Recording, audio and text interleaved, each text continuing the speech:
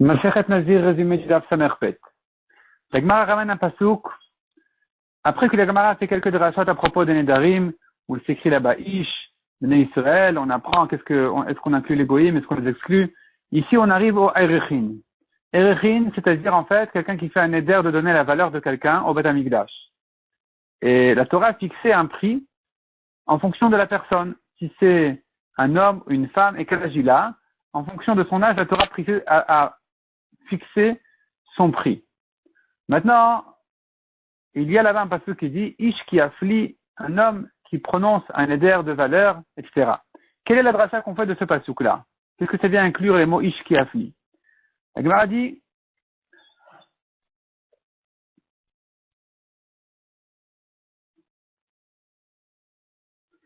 puisque on a comparé dans le passouk les Erechin, les valeurs au Nedarim, donc je n'ai pas besoin de ce passouk-là, j'ai déjà appris de Nedarim quelles sont la faute d'un goy qui fait 8 Neder, etc. Donc qu'est-ce que j'apprends d'ici? En répondant à la Gemara, on pourrait dire que ça vient inclure un garçon de 12 ans.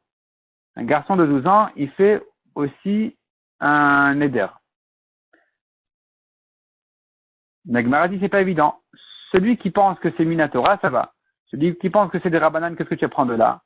Répond la Gemara, non, ça se rapporte sur un goy. Un goy de 12 ans qui fait un Erer, un Neder, il serait Chayav. La Gemara dit, en fait, c'est une marloquette anaïm. Comment comprendre la contradiction dans les psukim? Un pasuk qui dit Bnei Israël et un pasuk qui dit Ish. Quand tu dis Bnei Israël, tu exclus les goïm. Quand tu dis Ish, tu as inclus les goïm. Est-ce qu'ils sont exclus ou inclus des Nedarim? Et on a là-dessus une marloquette anaïm que il faut savoir, est-ce que le goy, il ne peut que faire un RR, dire je donnerai la valeur de ce juif, mais on ne peut pas donner la valeur du goy qui n'a pas été fixé dans la Torah, ou le contraire. Le goy ne peut pas faire un RR, mais le juif peut faire un RR sur le goy. Et c'est pour ça que nous avons un pasuk qui a inclus, un pasuk qui exclut les goyim. Donc ce que tu me dis maintenant qu'un goy de 12 ans, il peut faire un RR, ça va pour celui qui dit que les goyim, ils peuvent faire un RR. Et par contre, un juif ne pourra pas donner le RR du goy. Mais si tu dis le contraire, qu'un goy ne peut pas faire de RR, qu'est-ce que vient inclure ce pasuk, qu'est-ce qu'il vient nous apprendre? Répond la Gemara, ça vient nous dire qu'un goy qui ne peut pas faire de RR, même s'il est adulte et qui comprend un peu, il sait on a l'impression qu'il sait, qu'il comprend le sens des Nedarim, non, il comprend pas, et donc il est patour. Un goy ne fait pas de RR, même s'il est adulte. C'est ce que j'apprends de ce pasuk-là. La Gemara dit maintenant à propos du Nazir, nous avons encore une fois le pasuk de qui afflie. Qu'est-ce que j'apprends de là? Soit la Gemara dit d'après celui qui pense que même si le Neder de la Néziroute n'a pas été prononcé clairement, il a dit quelque chose qui veut un peu dire qu'il est Nazir, mais c'est pas très clair. Celui qui pense que ça le rend Nazir, il apprendra de là. Celui qui pense que ça ne le rend pas Nazir, qu'est-ce qu'il fera de ce pasuk-là de qui afflie? Il dira, non, je reprends. Celui qui dit qu'il n'est pas Nazir dans ce cas-là, c'est parce que la Torah dit qu'il afflie. Il faut prononcer clairement la Néziroute. Celui qui dit qu'il est oui Nazir dans ce cas-là, qu'est-ce qu'on apprend de là? On l'utilisera pour Rabbi Tarfon qui a dit que si on a un doute sur la Néziroute, il n'est pas Nazir. Et c'est pour ça que la Torah dit qu'il afflie. Il faut être mafli, prononcer clairement la Néziroute. La Gemara dit, mais c'est selon les Rabbanan qui pensent pas comme Rabbi Tarfon et qui disent qu'on doit craindre la Néziroute même dans le doute. Quelle est la dracha à faire de là? Répond la Gemara, la dracha qu'on fera de là, elle est la suivante. Nous avons deux fois le mot qui afflie, une fois dans Neder, une fois dans Rechin.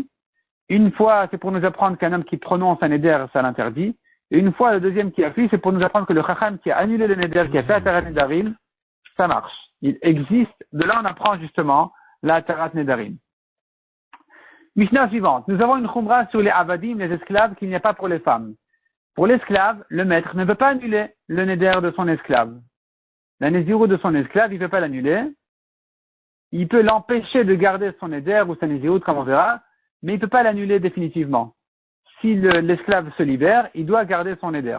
Par contre, la femme, à qui le mari a annulé le Neder, c'est annulé définitivement.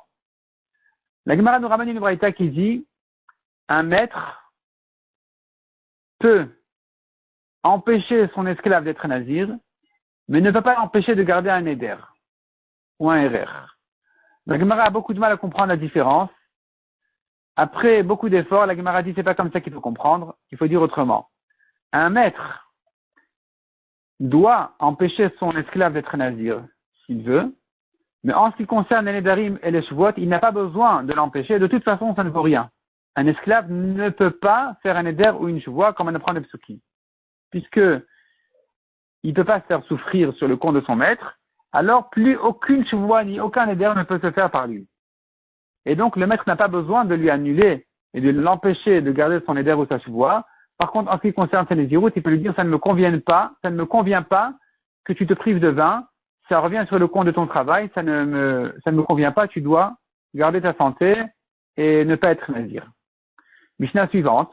Le Eved, il s'est sauvé. Est-ce qu'il doit maintenant craindre qu'il est Nazir ou pas? D'après Rabbi Meir, il boit plus de vin, il craint qu'il est Nazir. D'après Rabbi aussi, il boit du vin, il ne craint pas la Nézirut. La Gemara dit que Shmuel pense, un homme qui a abandonné son esclave, l'esclave s'est libéré automatiquement. Automatiquement, il est libre. Mais la Gemara dit, en fait, on n'a pas besoin de dire que c'est la discussion de Rabbi Meir et Rabbi aussi, à savoir, quand il s'est sauvé et que le maître l'a abandonné, est-ce que c'est suffisant pour dire qu'il est libre ou pas? On pourrait dire autrement. Tout le monde est d'accord avec Shmuel. Un homme qui libère son esclave est libre. Mais ici, il n'a pas libéré. Il n'a pas abandonné. Non. Tout le monde est d'accord avec Shmuel qu'un maître qui a abandonné son esclave, l'esclave est libre. Mais ici, il n'a pas abandonné. C'est l'esclave qui s'est sauvé, le maître ne s'est pas découragé de le retrouver. D'après Rabbi Meir, on lui dit, ne bois pas de vin parce que ton maître ne veut pas que tu te raffaiblisses. D'après Rabbi aussi, on lui dit, tu bois du vin. Non, je reprends. D'après Rabbi aussi, on dit à l'esclave, tu bois du vin parce que ton maître ne veut pas que tu te raffaiblisses. D'après Rabbi Meir, on lui dit, tu ne bois pas de vin, de manière à ce que tu regrettes ton maître, tu regrettes ta situation, tu voudrais revenir chez ton maître, où là, tu peux tranquillement boire du vin. Donc maintenant, tu te prives de vin pour bien ressentir la différence entre libre et soumis. Et c'est ça ce que ton maître veut justement, que tu gardes maintenant la Nézirut et que tu regrettes et que tu reviennes en arrière, tu retournes chez ton maître de manière à ne pas avoir besoin de garder ta Nézirut.